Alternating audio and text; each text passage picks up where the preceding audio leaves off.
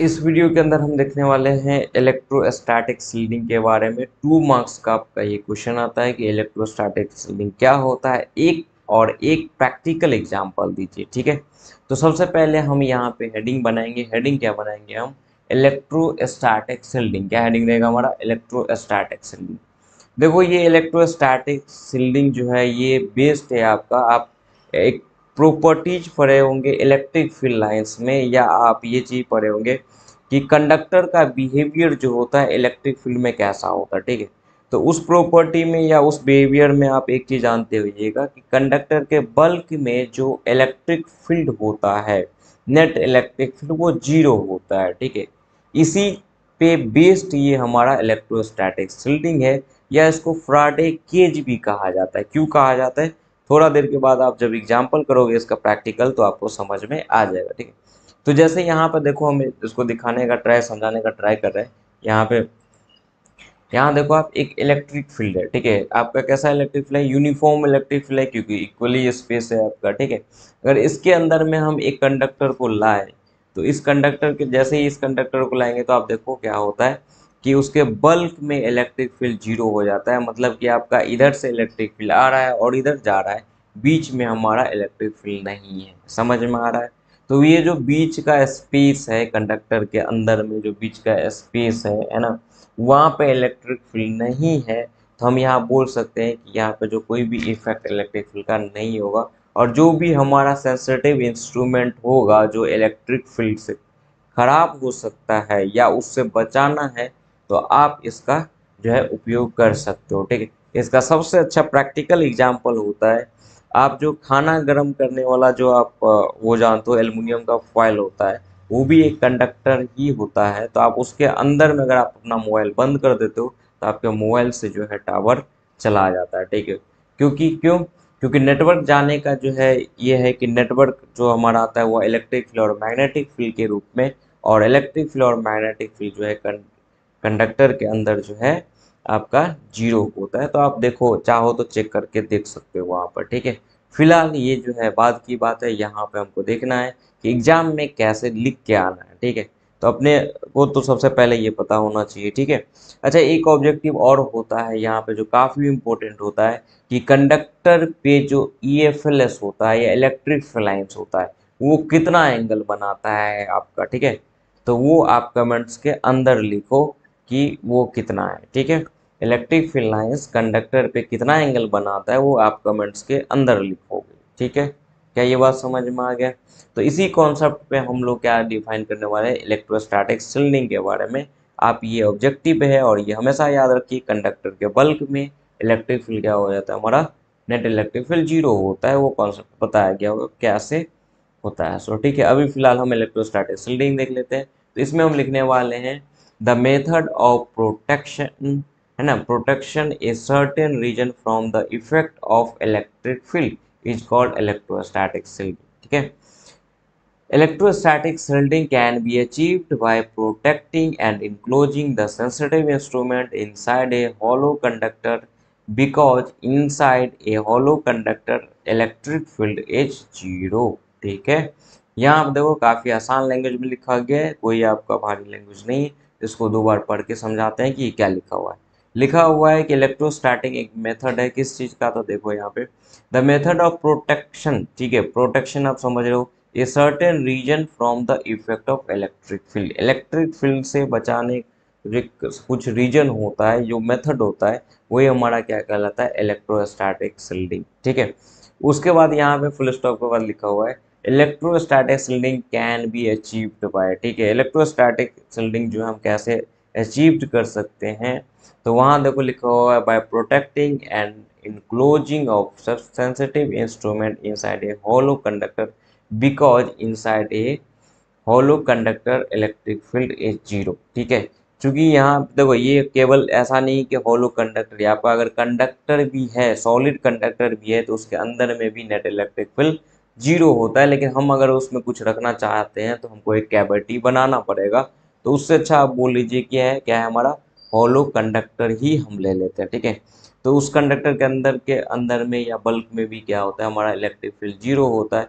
तो कोई भी एक ऐसा इंस्ट्रूमेंट जो इलेक्ट्रिक फील्ड के इन्फ्लुएंस में आ सकता है या उससे हमको बचाना हो इलेक्ट्रिक फील्ड से, तो हमको उसके अंदर रख देना है।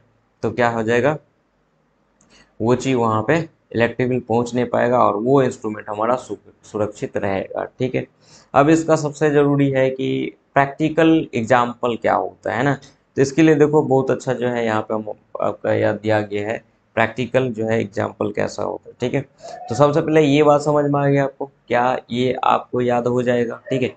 एक दो बार लिखोगे याद हो जाएगा, दो चार बार पढ़ोगे हो जाएगा, नहीं तो एक बार और वीडियो को जो है स्टार्टिंग से देख लेना। ठीक है। नहीं तो बोलो एक मतलब एक बार जो है और हम पढ़ के आराम से सुना देते हैं ताकि जो है क्लियर हो जाए। ठीक है। देखो सबसे अगर जैसे ही 2 मार्क्स में आता है कि इलेक्ट्रोस्टैटिक शील्डिंग क्या होता है और उसका एक प्रैक्टिकल एग्जाम्पल बताइए, तो आप सबसे पहले एक हेडलाइन बनाओगे इलेक्ट्रोस्टैटिक शील्डिंग, जिसमें आप ये लिखने वाले हो, the method of protection a certain region from the effect of electric field is called electrostatic shielding. ठीक है। ये तो है इतना ही, लेकिन थोड़ा सा और उसमें हम लिखेंगे तो ज़्यादा बेहतर होगा। और ये होगा हमारा क्या, कि electrostatic shielding can be achieved by protecting and enclosing, है ना, मतलब ये ना the sensitive instrument inside a hollow conductor, because inside a hollow conductor या कंडक्टर क्या होता है, इलेक्ट्रिक फील्ड इज जीरो। ठीक है। इसको और बेहतर समझते हैं प्रैक्टिकल एग्जांपल से, उसको देखो नेक्स्ट स्लाइड पे देख रहे हैं। ठीक है। जैसे कि आपको यहाँ पे जैसे ही बोलेगा तो आप क्या बनाओगे, आपका एक हेडलाइन बना देना, एप्लीकेशन ऑफ इलेक्ट्रोस्टैटिक शील्डिंग। अगर प्रैक्टिकल एग्जांपल बोल रहा है तो आप वो लिखना, practical example of electrostatic shielding. यहाँ पे देखो एक जो है बच्चा है कुछ सोच रहा है, क्या सोच रहा है और क्यों सोच रहा है, तो जरा देखो यहाँ पे हो क्या रहा है कि यहाँ पे बिजली चमक रही है। ठीक है। यहाँ बादल लगा हुआ है, बिजली चमक रही है। अब ये बेचारा अकेले जो है कहीं बैठा हुआ है और सोच रहा है कि क्या करे भाई, क्योंकि अगर बिजली कड़क रही है तो बिजली जो है गिर सकती है उसके बॉडी पे। ठीक है। लेकिन इसके पास ऑप्शन है, ऑप्शन क्या देखा, यहाँ देखो एक तो बगल में जो है एक पेड़ है। ठीक है। और दूसरा जो है यहाँ पे एक आपका कार है।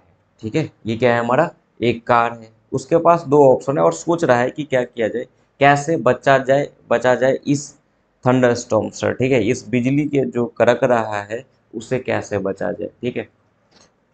अब वो फिजिक्स का स्टूडेंट हो सकता है, फिजिक्स का स्टूडेंट हो तो दिमाग तो लगाएगा ये भाई। अगर आप पेड़ के नज़दीक जाते हो तो ज़्यादा जो है खतरा है, उससे भी ज़्यादा खतरा है कि अकेले आप जो बैठे हो उससे भी ज़्यादा खतरा है। ठीक है। अगर आप पेड़ के नज़दीक जाते हो क्योंकि उसका हाइट ज़्यादा है। ठीक है। या तो आप ज़मीन पे लेट जाओ, अगर बचना होगा तो बच जाओगे, कभी भी पेड़ के नज़दीक ना हो। लेकिन या नहीं तो पेड़ से जो है आपका 100 मीटर के 100 मीटर या उसके आसपास, ताकि ये इसके जो है इससे ना गिरे, आप वहाँ पे लेट जाइए, ज़्यादा जो है बचने का चांस है। नहीं अगर आप फिजिक्स जानते हो तो कार में जाके आराम से बैठ जाइए, थोड़ा सा बॉडी से हट के रहिएगा, सीट पर आराम से बैठ जाइए। ठीक है। तो ये सोच रहा है कि चलो हम कार में ही, अगर ये फिजिक्स का स्टूडेंट है तो चूज करेगा कार को। ठीक है।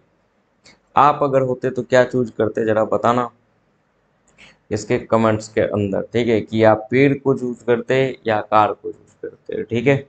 अगर कोई दूसरा स्टूडेंट होता तो जरूर जो है पेड़ को चुनता, चूंकि आप फिजिक्स पढ़ रहे हो, फिजिक्स से हो, तो कार को ही चुनोगे। क्यों चुनोगे, रीजन आप बताओ, या हम यहाँ पे एक्सप्लेन करते हैं। ठीक है। देखो कार का जो बॉडी होता है वो मेटालिक बॉडी होता है, और मेटालिक बॉडी अभी अभी देखे हुए थे कि जो कंडक्टर होता है या मेटल होता है उसके बल्क में इलेक्ट्रिक फील्ड नहीं जाता है। ठीक है। तो जैसे ही आप कार के अंदर बैठोगे, अगर उस पर बिजली गिरी भी तो बिजली जो है आपका साइड से या उसमें कंडक्टर के अंदर में जीरो मतलब जीरो होता है तो बाहर से आपका ग्राउंड हो जाएगा। ठीक है। तो आप उस तरीके से बच सकते हो। ठीक है।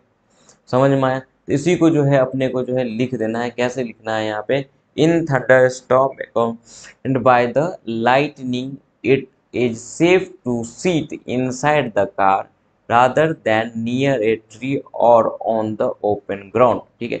because the metal body of car act as electrostatic shielding from the lightning। ठीक है। ये बात समझ में आ रहा है।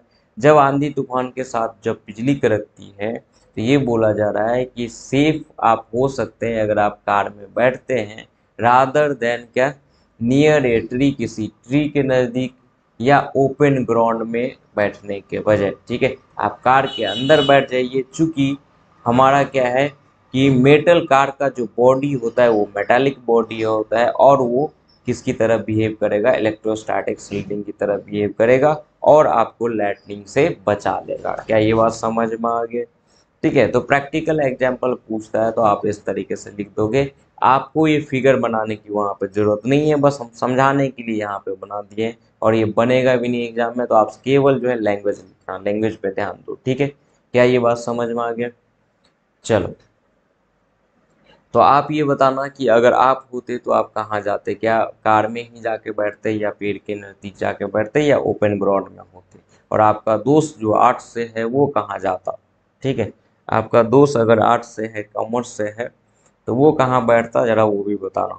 ठीक है, नहीं तो ये वीडियो जो है उसको भी शेयर कर देना, है ना, चाहे आर्ट्स हो चाहे कॉमर्स हो। ठीक है, वो भी देख लेगा और अपना जो है लैब चाहे तो कभी ऐसा सिचुएशन में फंसेगा तो बचा लेगा। ठीक है, चलो ठीक है, तो इस वीडियो में बस इतना ही। इस अगले वीडियो में देखते हैं कि क्या है। इस वीडियो आराम से जो है इसको इलेक्ट्रोस्टैटिक शील्डिंग को और उसके एप्लीकेशन को आराम से लिखिए एक बार, है ना, आराम से लिख के उसको 2-4 बार याद कीजिए आराम आराम से, और 4-5 बार जो है ना लिख के प्रैक्टिस कीजिए। एक बार तो लिख लीजिए आप, उसके बाद 4 बार पढ़िए, फिर उसको जो है बार बार लिखिए, हो जाएगा। केवल लैंग्वेज पे ध्यान दीजिएगा। ठीक है, हाँ, पिछले वाले में जो आपका इलेक्ट्रोस्टैटिक शील्डिंग वाला था, तो वहाँ पे एक फिगर आप बना सकते हो साथ में। ठीक है, चलो ठीक है, तो इस वीडियो में बस इतना ही, फिर मिलते हैं नेक्स्ट वीडियो में। ठीक है।